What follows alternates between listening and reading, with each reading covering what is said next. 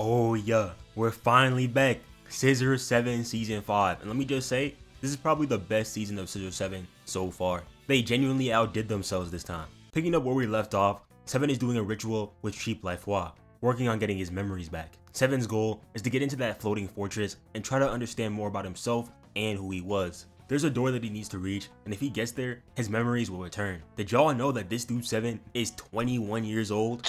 21, 2 and a 1, that's crazy. Basically Unk status right there. 7 ends up running through corridors, doing puzzles, fighting inner beasts, and eventually he gets to a bridge. The same bridge he was betrayed on 2 years ago. It's the only way to the door though, so he has to make the jump. But before he even made it halfway, this phantom pulled up and pushed him back, and he was getting worked. Getting pieced up in your own mind is kinda crazy. But luckily, Cheap Lifehua was there to help a brother out, and 7 started cooking. I gotta say, the animation in this show has increased dramatically. They had 7 going crazy. After a clash, 7 snatches the sword out of the Phantom's hand, gives it a quick 1-2, and lets Cheap Lifehua come in with the support. And with that, 7 is able to defeat it. But before it vanishes, the Phantom warns 7.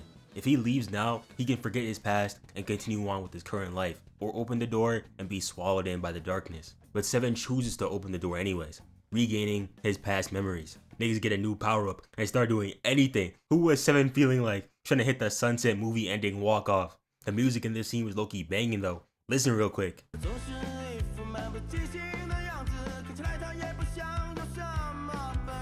Anyway, 7 seems to be doing pretty well. The poisons are all out of his system, and he's not injured anymore. But even though his memories are back, he still can't actually remember them because it's been too long. It's like a puzzle. He's gotta find the pieces and put them together before he can see the full picture. 7 also gets the good news that Chicken Island is safe.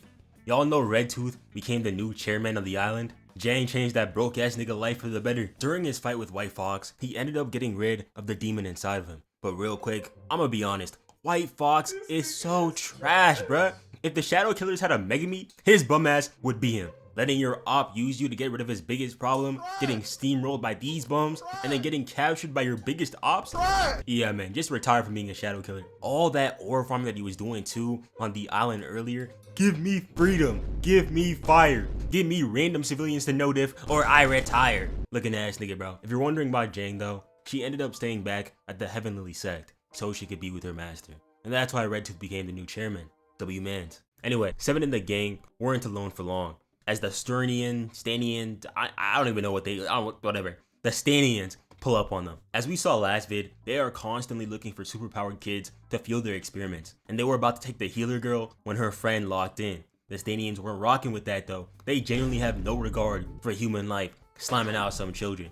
But y'all already know 7 was on that. Hit a mean stare down, then speed blitz that bum. Cheap Lifehua caught the kid and hold on. Let me get an instant replay on that real quick. Step back, one-legged fadeaway. Dirk Noahsxz, is that you? But something's off. 7 was genuinely trying to get rid of the Stanians. In his past, 7 saw them as enemies who were meant to be purged. And right now, it's no different. But these niggas got some nerve. Cheap Lifehua saved their asses, and they tried blowing the both of them up. The second you let 7 take off that hair tie, he gets a power up. Blew their ship right up. Cheap Lifehua was like, alright bro, you're taking it too far. And he pulls up to squabble. 7 backsteps to stomp, W keys into the backhand slash, but that block was too clean. Blocks the right, steps back into the slash, but gets stopped again. I know that smell gotta be crazy. Spin move, blocked again. Hua parries the slash and roundhouses him away. 7 runs back in, Hua catches the blade, but this is the 1000 demon dagger that's free eats for 7. But I want y'all to peep this next move right quick. 7 evades the kick, thinking that this was light work, but Cheap Lifehua really came in with the chocolate from the side. This is a technique you would only be able to find in the streets of Guadalajara. Bro wasn't even phased from that earlier slash either. Throws down the chancla, hops back into it for the left kick, runs up again, kicks the chancla, bounces it off 7, roundhouses, another chancla shot, catches that junk off the backboard into another 1-2. Then he comes in with the de facto 1-2 chancla combo. What type of Hispanic sorcery is this dude doing? But he must be part Mexican, because I have never seen someone move like this with some damn slippers. 7 strikes back with the sword and comes in for the clash. Then he uses the blades to go for the kill, but Hua hits a perfect parry, he's just too clean with it. They start going at it again, Hua parrying 7 perfectly again and again, stomping on the sword, and he questions him why. Why does he have all this power, and what is it for? He needs to learn how to control himself. 7 was about to go for a finisher, so Hua teed up. But before they could even clash, this man 7 fell on his face. He used up too much of his energy. When he wakes up, we learn that 7 is only able to use the dagger for 1 minute, and that's only in a life or death scenario. The blade is constantly zapping his life force, so overdoing it will kill him. And with that warning, he finally heads back to Xuanwu to find 13 and more importantly, his past.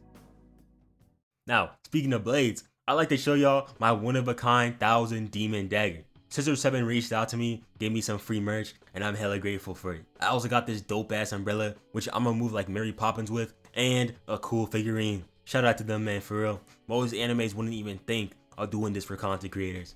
If you want some merch like this, head over to ahamine.com and get all the good stuff. Anyway, 7 and Daibo make their way towards the Plum Blossom estate. Transportation in this universe is crazy, because what do you mean they got flying swords? On the way there, they end up running into an old friend, Noahsxz, the thumbs up guy. Now, if y'all remember, he ended up saving 7 from the Shadow Killers back in season 4, even though he knew that 7 killed his master back in the day.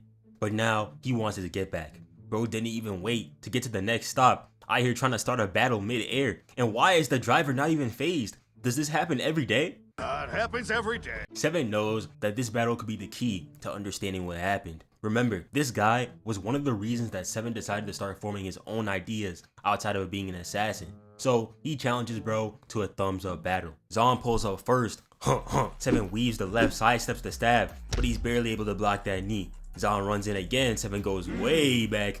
Weave. And this right here is exactly what makes fighting 7 so annoying. You could be fighting for honor, for destiny, or revenge, and this nigga won't take your fight seriously. He's a master at fighting and rage baiting at the same time. 7 gets 2 dodges, but now he's pushed back against the driver, and this dude is really unfazed, bro. He was all like, hey, as long as you guys don't touch me, we good. Then this dude 7 wants to start steering the plane mid-fight, out here playing duck duck goose mid-fade. Whoop, weave, block the chop, then 7 stole his hat and used it to block. W mans for putting it back though. And then he does this highly questionable kick. Now, I want y'all to look at this real quick, because he was losing this either way. If Zahn dodges, there's nothing but air. He falls off and it's over. But he ends up getting caught and starts holding on to the driver. And Zahn does this tomfoolery, leading them to getting put in a spin cycle. The fact that Daibo didn't even move an inch after all of this is funny to me, but I'm even more surprised that the driver is still good. Zahn and 7 are now hanging on by a thread, but Zahn is winning this fight by any means necessary. Whoa, weave, weave. Nice dodge by 7 right here. I know he'd be putting that leg raise machine to work. He dodges some more, nearly gets kicked in the balls, then lands on Zahn himself. And bro is so sick of this, I'd be mad too. 7 then swings off him just to hop back on, but gets sent skyward for the oop. How nice of Zahn to send his opponent upwards, because if he hit that down slam, 7 would no longer be with us. They get back at it, nice parry by 7 into a double block. Zahn ain't done though. Weave, blocks the left, then hit a 2-piece to get that thumbs up.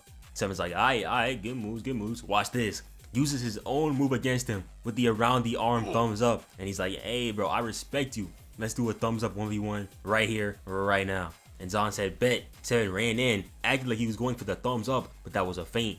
I don't know what type of attack this was supposed to be, but all I know is that it hurt. 7 evades the knee, but Zahn hits a chop feint, going for the double thumbs up, but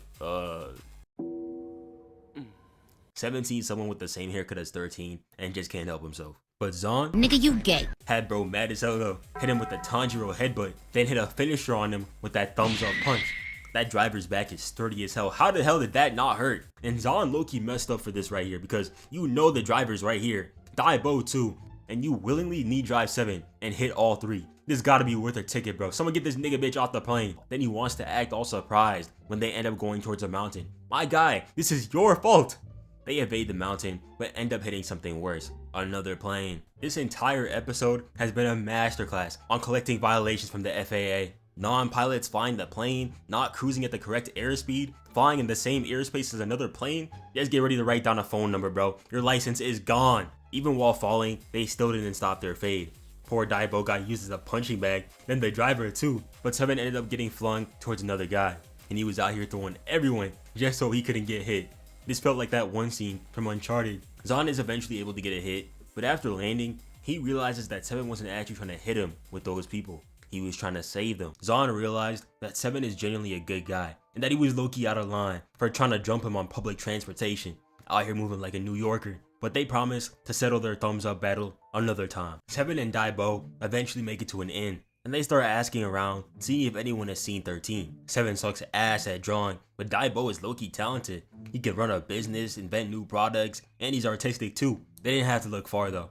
13 has a bounty of 100,000 yuan, which is like $14,000. You'd have to pay me 14 million to squabble with 13. 7 on the other hand has a 1,000 yuan bounty, which is around $141. If you beat him, you won't even have enough to buy yourself some new AirPods. This wanted woman sure is pretty.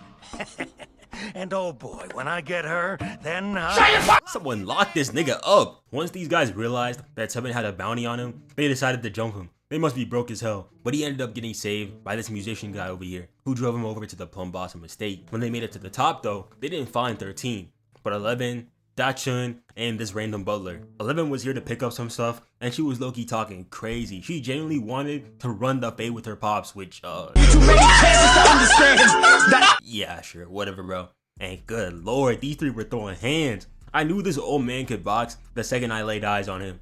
And I mean any time you see a nigga in anime who looks like he could cash out his 401k, you know for a fact that he can throw hands. These 2 had crazy team chemistry though, I can't lie. I'm talking straight green links. Butler blocks the right, parries 11. She hits a go round for the stomp, but he's on that, throws her away. 11 tries throwing those shurikens, but he got that Paint Patroller badge on Hall of Fame. Parries the Virgin, blocks the blade, whips on the next shot, clean dodge by Virgin Boy. But after these 2 clean blocks and a parry on 11, he hops on that broom and sends him flying. Then this man picks up the broom again and starts letting it bang? Bro, what type of broom is this? My Chuck never moves like that. The Chun is able to stop the blast, but the Butler is just too clean with it. He boots him away. 11 was moving great on the support though. She caught this man, flung him back like a missile, but Unk just can't be touched. He then blinds the Chun, catches 11, blows her back out, and traps her. But the Chun strikes back, hitting him with that 7-day lock. But even that wasn't enough, as 11 ended up getting caught by this string. Apparently, this junk is indestructible or something, so they've been sitting like this for God knows how long, until 7 pulled up. And what do you think these fools ended up doing? They got themselves caught. This frame is killing me, bro. This stare down was mean as hell. After what felt like a century, the master finally pulled up. And not only that, he pulled up with 13. After leaving Green Phoenix and taking his sword, she went to go train with her pops. Bro was aura farming like crazy on her. You can't tell me that aura farming isn't a hereditary trait. You're either born with it or you're not. 1 finger block on the stab is wild. Then bro got out a stick and started piecing her up. And he was even talking shit. After 7 years, this is all you can do? Huh. No wonder your mama dead. Hello? Ain't that your wife, bro? Chill. I keep telling y'all old men in anime are different. Anyway, when she and her pops pulled up on 7, she was genuinely happy to see him, but she almost forgot she had to continue the nonchalant gimmick and ignored him. Actually, even worse, she said she didn't even know him. Is this a friend of yours? He is not.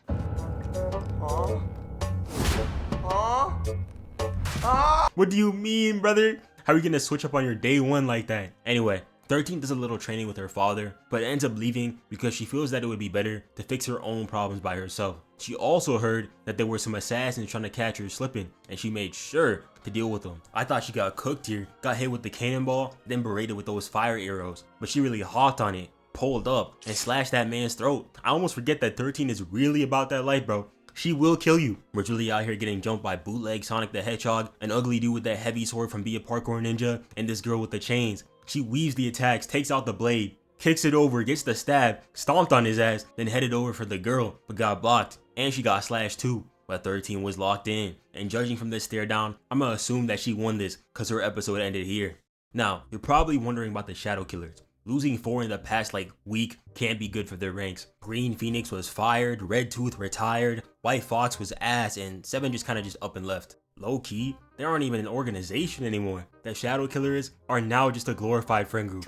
So I wasn't surprised to see that they introduced a new member, codename 9. Oh my god, it's JJ McCarthy's alter ego. For me, it's, that I call 9. I call 9. And this dude is genuinely built different. He was talking that talk. Not only did he call 7 a failed experiment, bro speed blitzed Wano Jusaka. She's like the fastest Shadow Killer, so that had me concerned. The leader wants these 3 to capture 13. Green Phoenix is still alive, shockingly, but locked up in a place called Black Rock Canyon. Once she learns of this, she's definitely gonna pull up. And if 13 is gonna pull up, 7 will be there too. Now, back to 7. After getting locked up by the butler, he realized that he actually met the butler before. When 7 went to save the white dress girl, he was the one who made the trap to set him up. But 7 obviously cooked him and he's been mad ever since, so he wants a rematch. 7 ends up winning because even though the man had the right idea, he was trying to trap the old 7, not the man that he is now. 7 then tells him he should focus on the future instead of the past.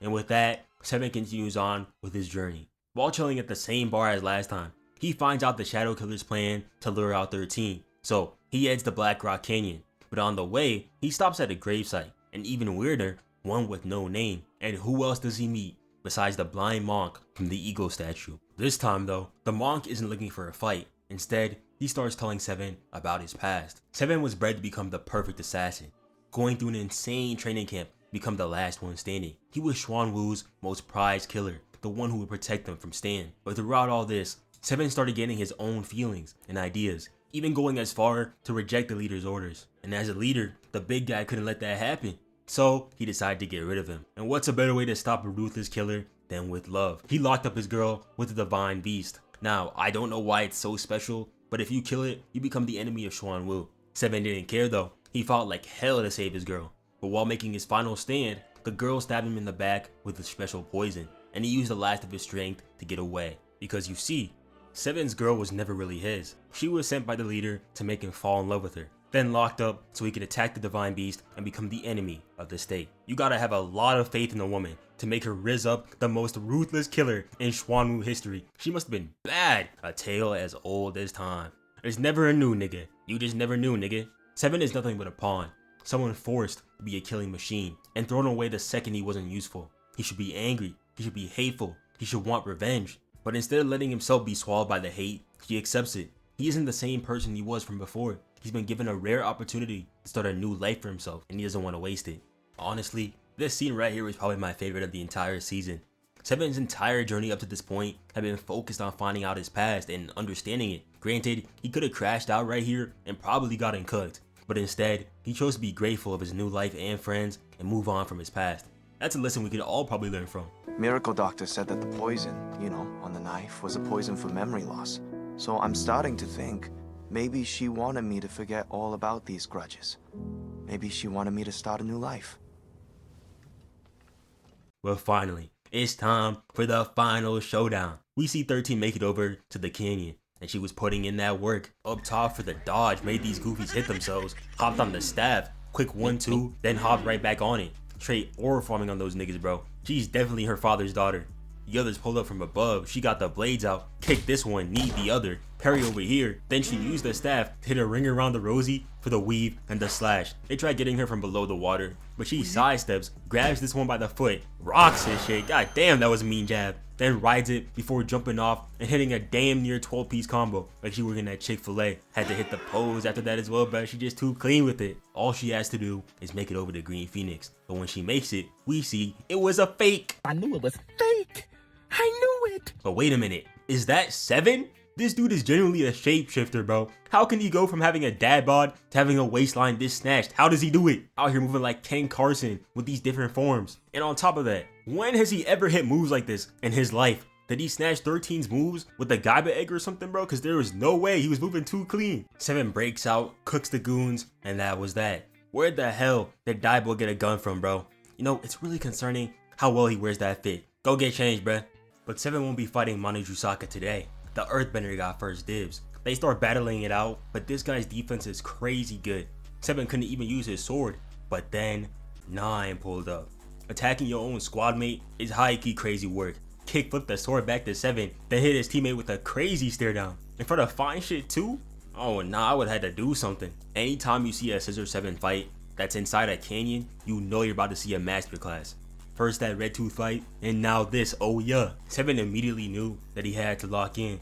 Daibo really tried using the blick, but bro got his bullet sliced and his gun chopped. Then they start going at it. 7 and 9 clash, but 9's not done. Feints with a sword, catches the oop, and slashes that back. Got 7 looking crazy. 7 barely dodges the stab, blocks the next, but he got bodied on the revenge shot. Had to hit the Kaepernick to block this next one. Mind you, JJ McCarthy over here is doing all of this while calling him a weak ass bum. 7 was bleeding, trying to stop this man, was messing up his shoulder too. He even evaded the 1,000 demon daggers. But 9 is just getting started. Takes this mean pull up, hitting another stare down. Weave, weave, weave.